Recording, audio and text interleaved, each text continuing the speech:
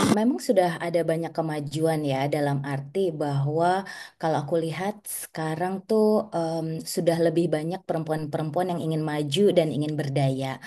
Namun memang pada kenyataannya banyak sekali tantangannya untuk perempuan itu maju dan berdaya.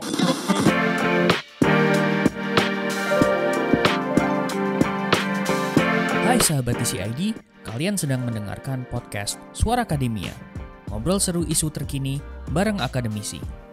Awal Maret adalah momen di mana sering diperingati sebagai International Women's Day. Lebih tepatnya di tanggal 8 Maret gitu ya Sobat TCID. Dan memang kalau misalnya kita berbicara perjuangan perempuan begitu dari hari ini sampai ke belakang-belakang begitu selalu menemui banyak tantangan begitu. Hal yang menarik yang misalnya sebenarnya Sobat TCID bisa lihat di kolom komentar sosial medianya TCID ketika kami melakukan campaign Jalan Terjal Doktoral adalah bagaimana ketika salah satu konten yang kami bahas mengenai perempuan dan perjalanan mereka dalam studi doktoral itu tuh menjadi hal yang lumayan menarik begitu. Dan ketika kami mengangkat isu ini, ada hal yang sebenarnya me as a podcast producer dari The Conversation Indonesia tuh pengen ngebahas hal ini begitu. Bagaimana seorang perempuan yang memang memiliki mimpi tapi kadang-kadang susah buat menuju ke impian yang emang mereka pengen kejar begitu ya. And for this episode, dalam rangka menyambut International Women's Day, Suara Akademia kali ini bakal ngebahas bagaimana perempuan Indonesia yang mencoba untuk mengejar mimpinya dan sedang melakukan studi doktoral di luar negeri begitu ya, menghadapi challenge-challenge yang ada begitu. And for this episode, kita bakal ngobrol bareng sama Mbak Nila Tanzil. Beliau adalah PhD candidate dari Curtin University di Perth, Australia. Halo Mbak Nila, apa kabar Mbak? Kabar baik Mas Muammar, apa kabar? Alhamdulillah baik. Anyway, Australia gimana nih Mbak? Belakangan saya ngeliat kayaknya ada isu soal ada badai gitu-gitu ya kayaknya di Australia. Is everything good di sana Em, atau gimana nih? iya di Perth aman-aman aja sih tapi memang kalau kalau berenang di pantai gitu memang ombaknya em, lagi lumayan tinggi gitu. Jadi mesti ekstra hati-hati. Oke. Hati-hati juga buat sobat TCID yang ada di daerah Jakarta dan sekitarnya karena lagi banjir. But anyway, semoga semuanya cepat Betul. kelar. Mbak Dila, pertanyaan pertama nih, ketika ngomongin soal International Women's Day begitu, perjuangan perempuan kan sepertinya sangat berliku nih ya Mbak Nila ya, dalam hal apapun gitu. Kalau misalnya pengen memperjuangkan mimpinya atau mungkin pengen memperjuangkan hidupnya, Mbak Nila sekarang ngelihatnya gimana nih? Perjuangan perempuan di era sekarang nih Mbak Nila, apakah memang ada progres, akhirnya ada peluang yang lebih banyak tercipta untuk perempuan atau justru ketika semakin banyak peluang malah semakin banyak challenge nih, Mbak. What do you think about it? Iya, memang sudah ada banyak kemajuan ya dalam arti bahwa kalau aku lihat sekarang tuh sudah lebih banyak perempuan-perempuan yang ingin maju dan ingin berdaya.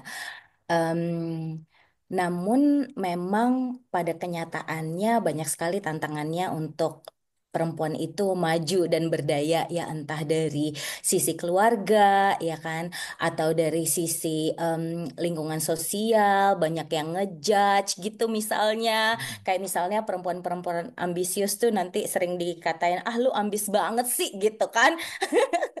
Terus akhirnya jadi mengecilkan diri gitu. Padahal Hmm.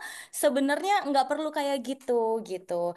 Em, dan sebenarnya kalau dari sisi ketenaga kerjaan gitu ya, kalau aku lihat walaupun memang udah banyak perempuan yang berkarir gitu, tapi kalau dari sisi employment tuh memang masih didominasi laki-laki gitu, Mas. Em, Kalau data tuh menunjukkan tahun 2023 dari total pekerja tuh yang pekerja perempuan ya hanya 33,5%.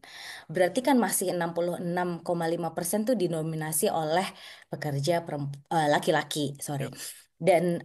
Dan dari segi gaji nih kita ngomongin ya, misalnya pendidikannya sama nih, Ya. laki-laki dan perempuan sama-sama lulus, sama-sama sarjana S1, tapi pas diterima di pekerjaan itu gaji yang perempuan tuh lebih rendah gitu. Ini riset membuktikan bahwa gaji perempuan tuh 13,5% lebih rendah nih upah harian. Kalau upah bulanan 22% lebih rendah daripada gaji bulanan laki-laki dengan posisi pendidikan yang sama dan posisi apa level yang sama gitu. Ini kan kayak hello, nggak fair banget gitu kan. Kayak padahal sama nih kemampuannya gitu. Tapi kenapa gajinya lebih rendah dan itu memang kenyataannya seperti itu. Jadi sayang sekali. Dan kalau untuk kan teman-temanku banyak yang kerja di corporate, sebelumnya juga Ya. aku di corporate ya. Kalau aku melihat nih, em, bagusnya sekarang kalau di Indonesia tuh 49% posisi manajer senior sudah dipegang oleh perempuan. Tapi makin ke atas tuh makin makin makin berkurang gitu Ya. persentase posisi perempuan di tingkat CEO atau direktur eksekutif tuh hanya 22%. Jadi masih hampir 80% itu posisi para bos dipegang oleh laki-laki. Again, menurut aku ini nggak fair sih gitu. Jadi masih banyak lah kita PR-nya, Mas. Jadi anggapan bahwa kalau perempuan itu tuh perlu langkah ekstra untuk bisa mencapai certain level itu tuh valid dan Mbak Nila pernah alamin juga dong ya Mbak ya?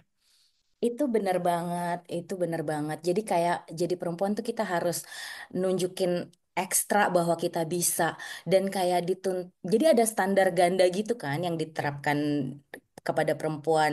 Nanti dilihat oke, mau karir sukses tapi dilihat keluarganya sukses nggak, anaknya bener nggak gitu kan. Kayak Mhm. kayak tugasnya tuh berat banget sih. Udah ngurusin keluarga, ngurusin anak, harus harus sukses dalam segala hal. Terus karir juga dituntut untuk sukses, ya kan? Jadi kita tuh harus ekstra gitu loh kerjanya gitu. Em, Kayak harus jadi superwoman gitu loh. Ya. Capek loh. Mm-mm. Gak kebayang sih, maksudnya dengan tuntutan yang kayak gitu ya, maksudnya urusan domestik Ya, kudu jalan, terus urusan mm-mm. karir juga kudu cemerlang gitu. How could you Benar. balance it, Mbak Nila? Pernah ngalamin di situasi itu gak sih? Kayak di kantor dituntut, terus giliran nyampe ke orang-orang terdekat dituntut juga gitu. Mbak Nila ngadepinnya gimana tuh Mbak waktu itu? Iya, it is hard memang. Em, ya memang susah sih Mas. Memang susah. Iya, memang susah. Aku nggak mau berpura-pura. Oh, bisa, itu semua bisa. Time management bisa. No, time management is a big challenge, especially for me ya, yang banyak banget.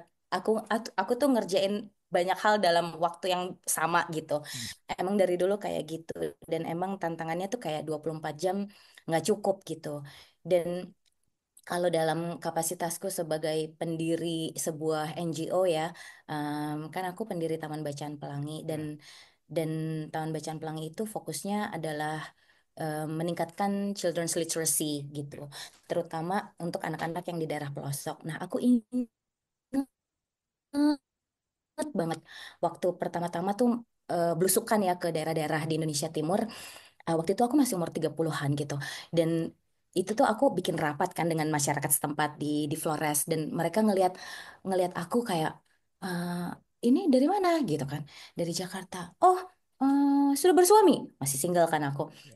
Belum. Kenapa belum bersuami gitu? Bikin apa jalan-jalan ke sini sendiri gitu. Jadi Ya. kayak kayak mereka merasa aneh kenapa aku cewek single belusukan terus mau bikin perpustakaan untuk anak-anak dan Mas Muammar itu setiap meeting dengan masyarakat setempat itu aku perempuan sendiri loh. Mhm. Jadi kebayangkan Ya. meetingnya di rumah penduduk terus ada kepala desa, ada tetua adat, semualah apa em, the the the leaders of the Ya. village gitu ya, kepala sekolah itu semuanya laki-laki. Jadi aku perempuan sendiri ditanyain macem-macem dan aku jelasin. Terus aku tanya kan, ibu-ibunya, mama-mamanya kemana gitu, tidak ikut rapat kah?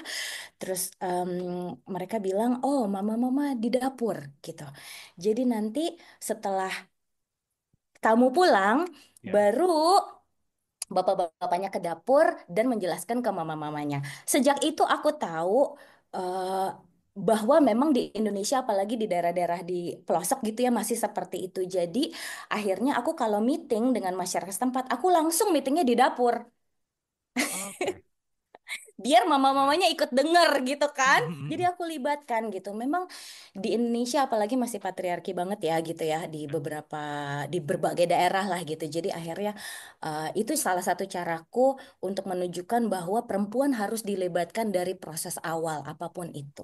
Oke, pelibatan ini susah banget dong, Mbak Nila. Karena kalau misalnya, oke, let's say kalau kita ngomongin kota-kota besar, kayaknya udah tidak seperti yang pernah Mbak Nila adepin waktu awal-awal starting Ya, Taman Bacaan Pelangi ya, gitu ya. Tapi kalau di iya, iya. dalam-dalam, artinya pelibatannya jadi PR banget dong. Karena mindsetnya orang-orang di sana bahwa mikirnya, ya laki-laki yang kerja gitu. They are the horsepower gitu. Perempuan di dapur aja, urusan domestik. That's the problem dong kalau di Indonesia ini sekarang, Mbak. Betul, kalau di daerah pelosok masih seperti itu dan Taman Bacaan Pelangi kan kita memang bekerjanya di daerah pelosok kan. Mhm. Jadi saat ini udah 15 tahun berjalan, kita sudah mendirikan 251 perpustakaan di sekolah-sekolah yang tersebar di 18 pulau di Indonesia Timur.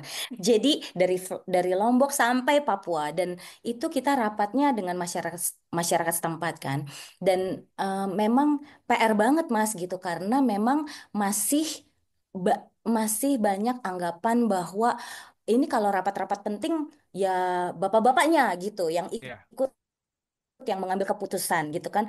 Tapi giliran anak raportnya jelek nanti mamanya yang disalahin gitu. tuh. Iya, ya pusing lah Seringnya pokoknya. gitu. Nah, ini jadi apa ya Mbak? Sesuai dengan apa yang pernah saya baca gitu. Pernah ngelihat bahwa ada yang bilang perempuan itu tuh cenderung mengarah ke memiliki imposter syndrome bahwa dia nggak yakin sama dirinya sendiri karena tekanan-tekanan sosial yang ada di sekitar ya. Let's say misalnya kalau di rumah atau mungkin di keluarga besar, kamu ngapain sekolah tinggi-tinggi? Nanti kalau kamu kerja yang masakin suamimu siapa? Itu dari keluarga besar tuh. Itu keluarga Betul. besar dulu tuh. Terus Aku geser ke juga ngalamin lingkungan tuh. ngalamin ya Mbak Mbak Nila ya. Mm-mm. Terus geser ke lingkungan pertemanan, mulai ngejar mimpi teman-teman udah pada punya anak. Emang kamu nggak mau bikin temennya apa? Bikin temen buat anaknya si A. Mulai di situ makin gede lagi di kantor ya kan. Selalu ada hal kayak gitu. Akhirnya muncul imposter syndrome dan dia nggak yakin sama dirinya sendiri nih. Eh Mbak Nila, pernah kejadian nggak Ya, hal-hal dengan fenomena kayak gitu tuh muncul di hidupnya Mbak Nila. Tadi pernah ngaku ngalamin ya di keluarga besar gitu. Tapi di betul. sampai circle pertemanan, circle kantor, dan how you can deal with it nih Mbak Nila. Oke, kalau di keluarga itu waktu itu nenekku waktu aku mau S2 tuh kan aku S2 tuh aku pakai uang tabungan sendiri Mas. Jadi waktu itu Hmm, aku kerja 3,5 tahun di financial market dan akhirnya kekumpul uangnya bisa untuk kuliah S2 di Belanda. Tapi waktu itu nenekku kan nenekku Jawa banget gitu ya, bilang, uang sebanyak itu ngapain ya, buat kuliah jauh-jauh tinggi-tinggi ngapain nanti kamu juga perempuan akhirnya jadi ibu ngurus anak harus masak segala macam gitu.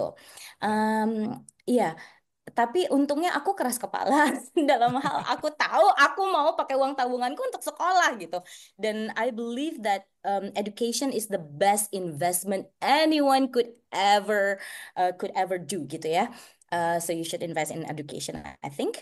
Dan menurutku aku nggak nyesel, aku pakai uang tabunganku semua sampai akhirnya aku balik ke Indonesia dengan saldo 0 rupiah di ya. tabunganku. Itu semua balik modal.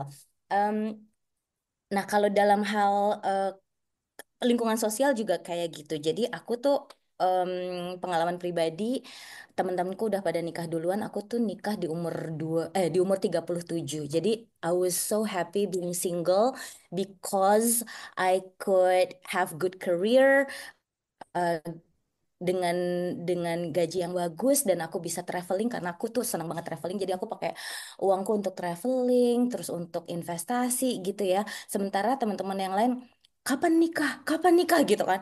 Ya. Kalau ngumpul-ngumpul keluarga juga gitu. Kapan nikah? Kapan nikah? Aduh, pokoknya udah sampai kuping tuh panas. Sampai akhirnya udah nggak usah nanya-nanya itu. Belum ketemu orangnya, aku bilang gitu aja. Iya, Mas. Masih kayak Hmm. gitu sih. Aku itu alamin sendiri ya. Untuk tadi apa? Tadi pertanyaannya imposter syndrome ya. Imposter syndrome, betul. Ah, ah. Memang em, sampai sekarang juga kalau ditanya nih aku PhD kan, imposter syndrome itu kayak udah fenomena yang biasa lah buat anak-anak PhD ya. Kita ngerasa nggak pinter, ngerasa kurang. Apalagi aku kan backgroundnya em, bukan akademisi gitu. Aku bukan dosen. Aku juga bukan peneliti gitu. Jadi aku disuruh bikin academic writing. Aduh ini gimana ya? Jadi imposter syndrome banget sih aku sekarang, Mas. Karena kan backgroundku dari profesional gitu ya. Dan kalau aku lihat memang kalau di dunia akademisi itu menurut UNESCO nih hanya 30% dari total peneliti di dunia itu adalah perempuan. Jadi memang imposter syndrome itu nyata ya. Mungkin sebenarnya banyak perempuan-perempuan yang kompeten gitu untuk Ya. jadi peneliti. Namun kita ngerasa, aduh, kayaknya aku kurang canggih deh untuk jadi peneliti, kurang pinter, kurang teliti, kurang banyak pengalaman. Ini itu gitu kan. Jadi kayak Hmm. di kepala tuh udah membatasi sendiri gitu. Ah nggak bisa deh kayaknya gitu. Akhirnya jadi kalau di kepala udah membatasi dan meragukan kemampuan diri, akhirnya ya jadi kita nggak gerak gitu kan. Ya. Nah, ini sih yang harus di apa ya, dibenahi menurutku. Di mindset kita nih sebagai perempuan. Em, Salah satu caranya, kalau yang aku lakukan kalau aku lagi feeling blue gitu kan, lagi ngerasa, aduh, susah banget sih, aduh kayaknya kurang nih gitu, kayak aduh hidup kok kayaknya susah amat ya, kayaknya banyak banget tantangannya. Yang aku lakukan adalah mungkin ini bisa jadi tips juga buat teman-teman perempuan yang ambisius, tapi kadang-kadang ngerasa eh, nggak pantas atau nggak cukup gitu ya. Caranya tuh dengan journaling. Hmm. Jadi aku tulis pencapaian-pencapaianku di jurnal.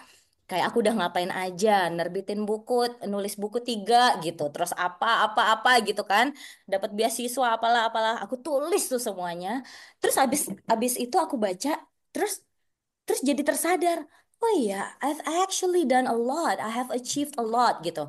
Nah itu adalah salah satu cara untuk bikin apa ya, kita merasa eh oh ya, sebenarnya kita bisa kok gitu dan pantas kok gitu, dan and we have all it takes gitu. My next question adalah tadi ngomongin Mm, soal imposter syndrome yang terus Mbak Nila sempat ngomongin di studi doktoral nih, mm-mm, Mbak Nila mm-mm. ya. Karena menjadi seorang dokter itu tuh kayak bukan untuk semua orang dalam tanda petik gitu. Ada orang yang sudah menyerah di S1 karena skripsi udah capek, terus dengar orang yang S2 itu belum apa-apanya. Terus orang yang S3 ngomong, kalian berdua nggak usah merasa sok paling terbebani gitu karena ini S3 tuh berat banget nih. Mbak Nila ya, Mm-mm. studi doktoral tuh bukan hal yang mudah dan menuntut seseorang untuk memiliki dedikasi penuh. Nah, if we are referring soal statement bahwa S3 atau studi doktoral membutuhkan dedikasi penuh gitu. Mbak Nila ini kan profesional ya, punya NGO ya, yaitu tadi Taman Baca Mm-mm. Pelangi. Terus juga Mm-mm. studi S3 yang lumayan berat begitu. Mm-mm. Mm-mm. As a woman juga yang kadang-kadang jalannya lebih terjal begitu Mbak Nila. Ya. Gimana buat navigating the situations nih Mbak? Em, Terus terang susah, Mas. It's very challenging. Jadi aku single mom. Hmm. Aku memiliki satu anak perempuan, umur 10 tahun.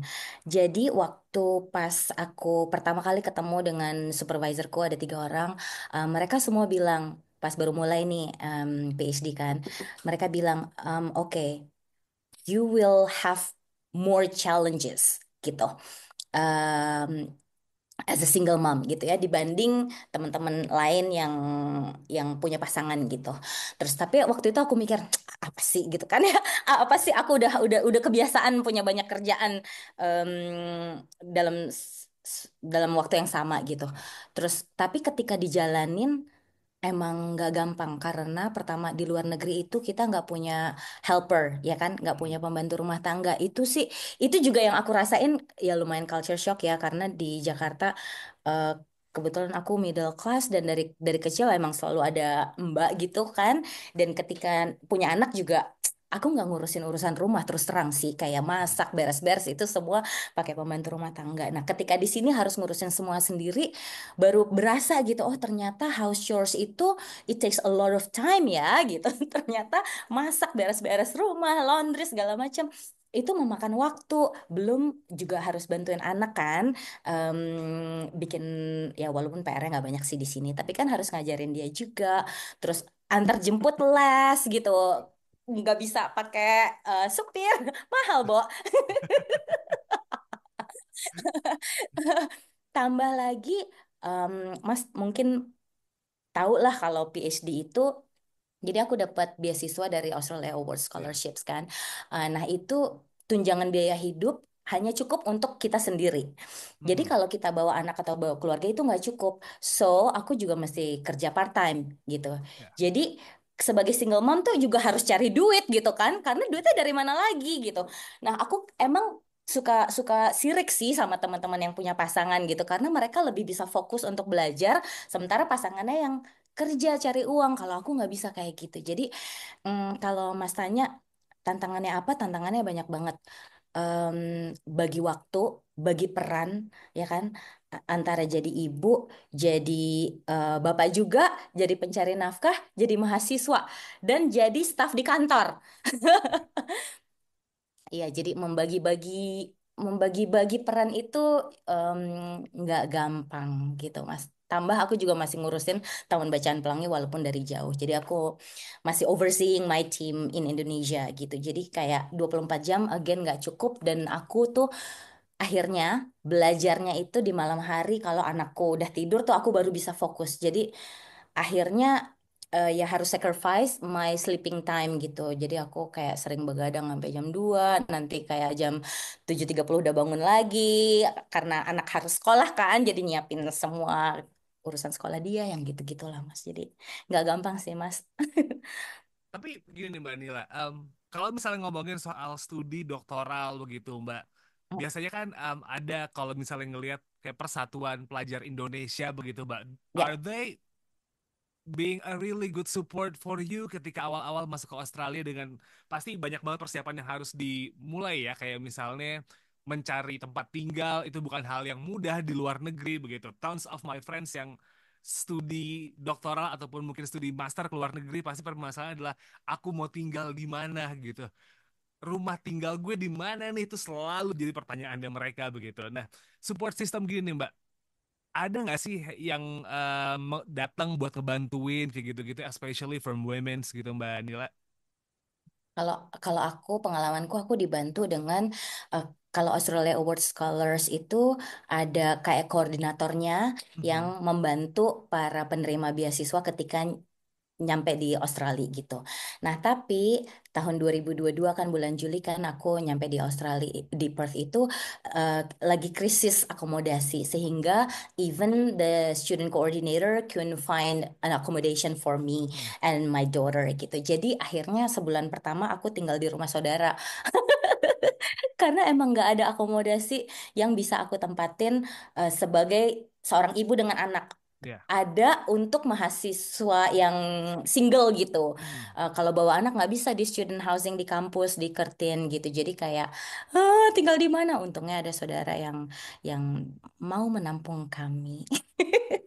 Gitu, Mas. Nah, berbicara soal support nih Mbak Nila, biasanya kan Mm-mm. everybody needs support, always need Yes, support ya. ya, Um, ya. nggak peduli gendernya gitu, bahkan laki-laki pun juga Mm-mm. mungkin juga butuh support. Tapi kalau kita Mm-mm. ngomongin soal konteks perempuan begitu, apa yang menurut Mbak Nila tuh patut buat diperjuangkan supaya akhirnya tuh perempuan bisa dapat support yang seutuhnya begitu Mbak, dalam mengejar mimpi-mimpinya begitu. Karena kan kita bisa ngelihat nih sekarang kadang-kadang support untuk perempuan tuh tidak setinggi support untuk laki-laki begitu ketika mereka pengen mengejar mimpinya ya. Kalau laki-laki tuh, let's say dari, again, kita ngambil dari skup terkecil, em, kalau ada anak yang lulus S1, kamu kejar aja mimpi kamu. Nanti gampang kok. Uang itu pasti ngikut kalau kamu ngejar mimpimu. Pasangan bisa dicari. Minimal perempuan, ngapain tinggi-tinggi?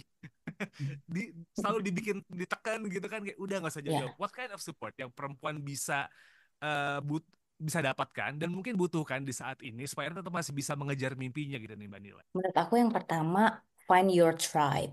Jadi bergaullah dengan lingkungan yang emang sama-sama bisa mendukung mimpimu gitu ya.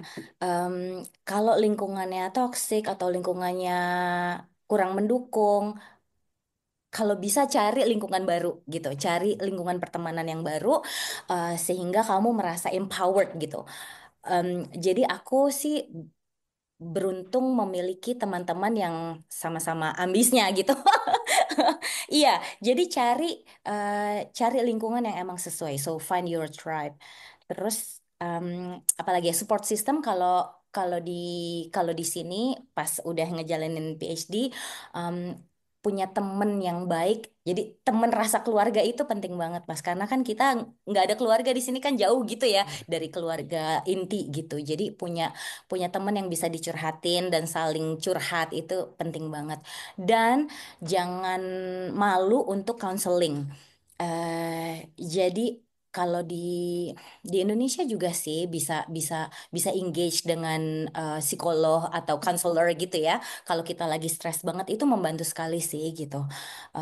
Itu sih beberapa support system yang bisa di tap in. Nah, terus kalau tadi dari support yang udah Mbak Nila mention gitu ya, support dari pemerintah butuh nggak Mbak? Karena kan kadang-kadang biasanya tuh situasi sekarang biasanya warga support warga ya, pemerintah jarang Oh, nge-support warga nih. How betul. about our government nih Mbak? Ya, kalau menurut aku perlu juga support dari pemerintah dalam bentuk kebijakan.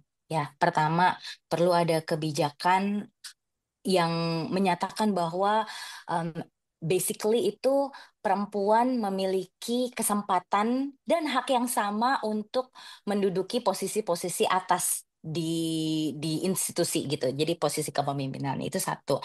Lalu juga perlu regulasi yang lebih ketat terkait kesetaraan dalam hal gaji gitu. Jadi jadi kalau misalnya ada regulasi yang jelas bahwa perempuan dengan laki-laki itu gajinya sama gitu ya, dengan tingkat pendidikan yang sama dan level atau posisi yang sama, itu kan lebih bagus menurutku. Jadi kayak lebih firm lah gitu. Em, Selain itu bisa nggak ya? Ini aku berandai-andai. Ya mari kita berandai-andai. Jadi kalau di Australia itu em, kita tuh bisa kerja part time. Jadi bisa milih, nggak harus kerja dari Senin sampai Jumat 9 to 5. Kita bisa milih mau kerja 3 hari dalam seminggu atau 4 hari dalam seminggu. Nah, menurutku fleksibilitas yang seperti ini tuh sangat membantu para ibu ya. Karena kan kita juga anak itu nggak cuman dikasih makan loh. Betul. Like the term of raising a child itu artinya banyak sekali gitu. Jadi harus di nurture, ya kan, harus dikasih pendidikan, pendidikan nggak cuma disekolahin, tapi juga pendidikan moral di rumah dan segala macam. Itu kan juga perlu waktu bersama anak. Nah, jadi kalau ada fleksibilitas dalam hal jam kerja dan hari kerja, itu menurutku lebih bagus lagi gitu. Jadi ini berandai-andai ya, semoga bisa kayak di Australia nih. Gitu, Mas. Dan selain itu, kalau dalam hal lingkungan sosial, menurutku perlu ada perubahan mindset.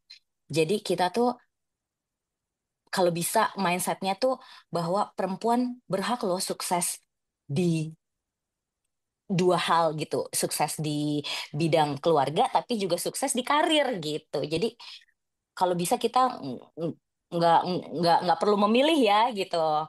Nggak perlu memilih mau sukses di mana nih. Kalau bisa mindsetnya itu perempuan berhak dan bisa sukses di semua hal itu, Mas, Oke, menurutku. another questions Mbak Nila. Mm-mm. Mau eranya modern ataupun mungkin era sebelum zaman-zaman dulu, statementnya kurang lebih sama nih. Kalau misalnya saya coba ngobrol sama orang-orang di sekitar saya gitu ya, perempuan itu boleh mengejar mimpinya. Jadi wanita karir silahkan.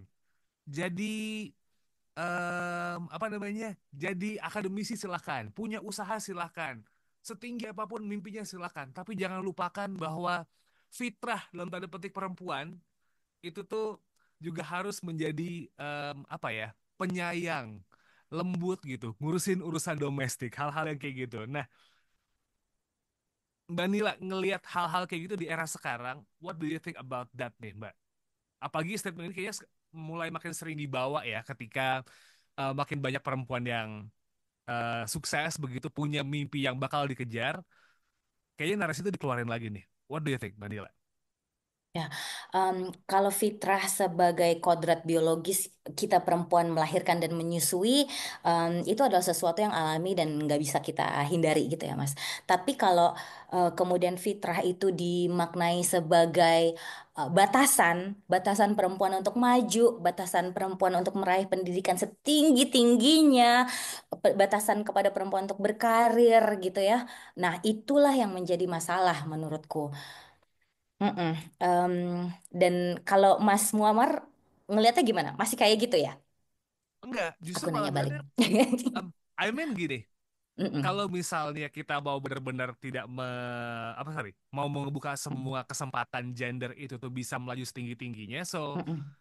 semuanya punya tanggung jawab yang sama kurang lebih kan. Kalau Betul. memang akhirnya natural bilang bahwa perempuan memang harus melahirkan ya karena memang itu sifat Mm-mm. naturalnya aja gitu. Iya nggak sih Mbak Mm-mm. Nila? Terus kalau ngomongin Betul. soal hal-hal yang lain mah semuanya kesempatannya sama juga. Kurang lebih kayak gitu sih. I Betul. don't see Jadi any yang differences gitu. iya benar. Jadi yang sebenarnya dibutuhkan adalah em, kita itu harus memberikan kesempatan yang sama untuk perempuan untuk berkembang, mengembangkan potensi kita atau Mhm. mereka ya perempuan sama seperti kesempatan yang diberikan untuk kaum laki-laki gitu menurutku Tuh. ya kan. Kalau Yes. nggak fair, nggak fair. Sementara standar ganda diterapkan ke perempuan, ih kesel. Keluarin Mbak Nila, keluarkan semua kekesalannya. Ini Iya safe nggak fair space kok. banget. Nah, Iya nggak fair anyway, banget loh. maybe it's gonna be my last questions di obrolan kita kali ini Oke. nih Mbak Nila. Mm-mm. Ini kan dalam rangka Hari Perempuan Internasional begitu ya di tanggal 8 Maret gitu. We gotta celebrate it. Biasanya spirit-spirit yang pengen diperjuangkan oleh perempuan especially di worldwide itu bakal keluar gitu besok di tanggal 8.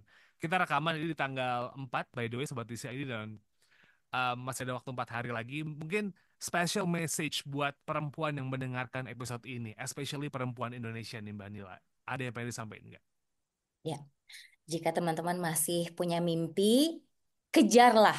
Daripada penasaran kan, kepikiran, aduh sebenarnya masih pengen ini, masih pengen itu gitu ya. Believe in yourself that you can achieve your dreams.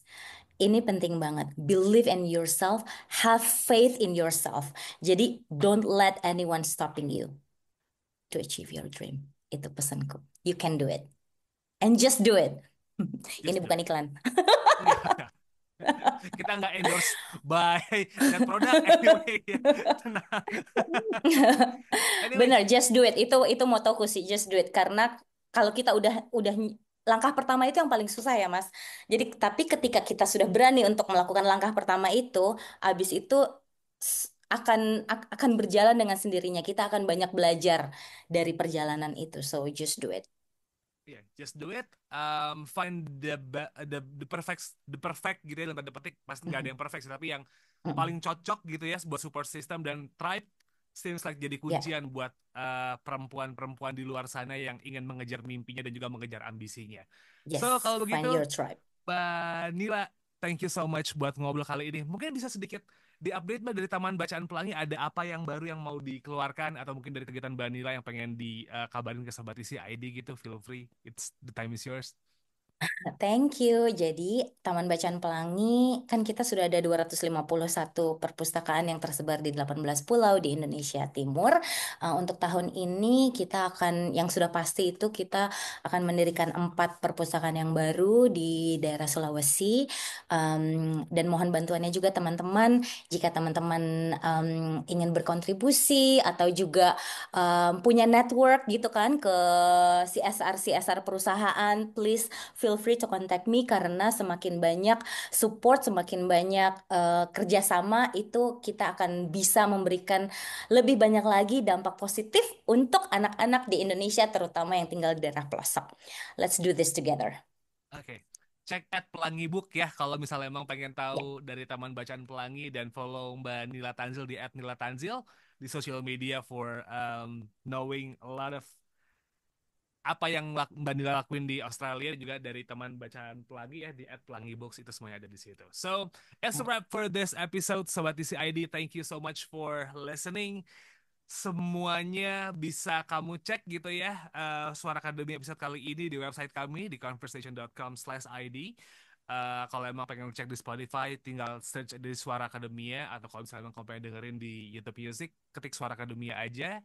Dan kalau emang pengen ngelihat yang lain-lain di YouTube, tinggal subscribe YouTube channel kami di Conversation Indonesia. Saya Muhammad Syarif signing out. Thank you so much sudah mendengarkan episode kali ini. Kita ketemu lagi next week. Selamat melanjutkan ibadah puasanya Sobat TCID ya, buat yang berpuasa. Kalau yang nggak berpuasa, semoga hari ini menyenangkan. I'll see you next episode. Wassalamualaikum. Kalian telah mendengarkan podcast Suara Akademia, ngobrol seru isu terkini bareng akademisi.